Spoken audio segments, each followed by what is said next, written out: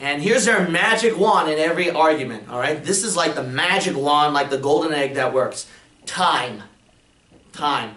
Because they keep adding time in everything that they do. By adding more time, they think eventually something by itself will happen, guaranteed. I mean, it seems like that, you know. I mean, if you pick out a marble out of a billion marbles, one day you're going to hit the right marble someday if you give it more time, more time, more time.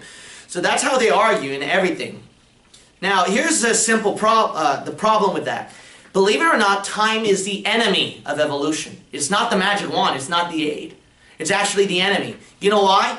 Because there are some things you got to think about, okay? They keep saying, okay, eventually this molecule or this atom or whatever, this substance, if you add more and more time, eventually it will hit something where it will evolve by itself.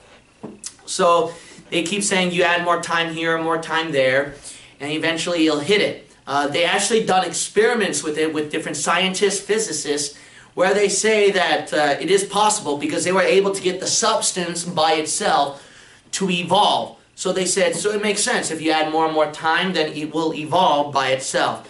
Now, the problem with their experiments, which I will cover more thoroughly in other videos we talk about evolution, but the problem is this, it just proves that there is a God. You know why? Because the scientist himself was the one that had to do the experiments with that substance for it to evolve by itself. You see that? It doesn't change the fact that there has to be a God. You know, that just proves there is a God.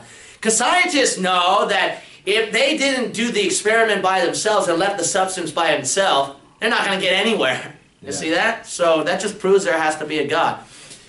But aside from that, let's dismiss the argument about there has to be a God. The argument is, can the substance by itself evolve? That's why there are evolutionists who believe there is a God now. Now, believe it or not, so I studied in Berkeley, graduated with honors, and this is what I see more and more. More of evolutionists who believe in God rather than evolutionists who deny in God.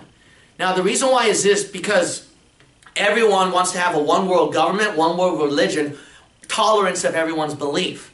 So see, in order to do that, you have to tolerate evolution and some sort of supernatural being together. You see that? So that's been more rampant now, actually. My liberal professors, they argue that there could be some sort of supernatural being behind evolution.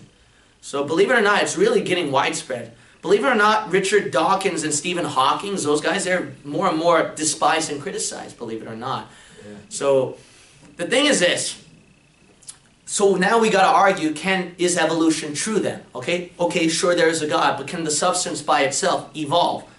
Well, they say you add enough time, then it will. Well, here's the problem, okay? The thing is this, okay?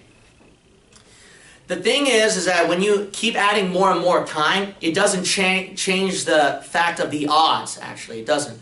For example, okay, here's the thing. If I have 1,000 marbles here, okay, and I take out one marble out of 1,000, put it on the side, and then take another marble, put it on the side, then, you know, the odds are likely I'm going to hit the right marble someday, right? But that's not how the universe works, okay? When you take the marble out of 1,000 marble, you don't get rid of that one marble you take out. That same marble you take out is back in the jar. So basically, you're starting all over again, 1 out of 1,000 chance, see? So no matter how much what you do, it's still 1 out of 1,000 chance. Right. You see that? Same thing with when you go to Las Vegas and do gambling and all that, you know? What are the chances are when you keep doing the slot machine? The odds are still the same, see? It doesn't change that fact. No matter how many turns you have, the odds are still the same. 1 out of 1,000, 1 out of 10,000. And for evolution, I gave you the statistics, right? Earlier. You know what the odds of it happening are? The odds of the substance evolving by itself is 1 out of something to the millionth power. Millionth power, see? Crazy, see? So the odds are still bad. It doesn't change the fact. Even if you add more time, no matter how many turns it has, it's still the same odds. It doesn't change that fact. And here's another argument, okay? It actually gets worse for evolution. One person, he argued this way concerning statistics, and he studied statistics and mathematics. And his last name was Wald, I believe, W-A-L-D, Wald. He argued this way: the more time you add, if it still doesn't happen, the odds become more unlikely for you to hit it. It becomes even more dangerous for you. It becomes more impossible. You know why? Let me give a simple example, okay? Let's say that you're a person who's locked down in solitary confinement, okay? And then you keep punching the door to get out, all right? And you punch the door, it doesn't work once. You punch the door the second time, it doesn't work. Day number 1, you do that, it doesn't work. Day number 2, it doesn't do that. Now, you and I know this. If you keep doing the same thing, and then it doesn't open, you know what you and I are going to say? It's impossible for me to open the door this way. I got to find a different method, right? Even if you had 1,000 years doing that, stuff like that, you know what you and I would do. You and I wouldn't do that. You and I would go, it's impossible. So I have to find a different method. You know why? Because after the first shot, you realized it was unlikely. But after 20,000 shots and it was still unlikely, guess what? It became, the impossibility became higher now. Now you became even more convinced that door is not going to move, right? Same thing with evolution, you see that? No matter how hard the substance tries to evolve by itself, even if it does it 20,000 times, you know what? It proves even more. That's even more impossible now. The first shot it gave, it had some hope. 10 shots, it still has some hope, but the hope is diminishing. After 20,000 shots, you realize that it's impossible. It's not going to happen at all. You see that? So no matter how much time or turns you add, it just builds up the impossibility. Now, let's erase those two, okay? Let's just assume those two may have holes, okay? Which I might recognize. There could be, but so far I don't see any, and that actually builds up my argument. But let's just assume, for safety's sake, those two are even out, okay? Which you're going to have a hard time doing, and I don't think you can find one. Then here's the third thing you got to think about, okay? There is a law in physics that everyone knows called the second law of thermodynamics, and that's called the law of entropy. What that law argues is this, is that basically the substance, it doesn't get better and better. It gets worse and worse, all right? It breaks apart.